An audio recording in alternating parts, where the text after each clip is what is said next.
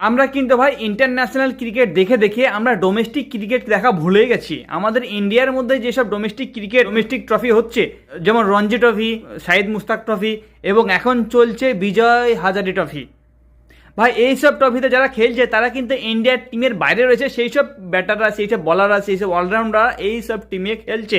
সেখানে বিভিন্ন রাজ্যের টিম আছে, সেই রাজ্যের ব্যাটাররা, বলাররা কিন্তু খেলছে।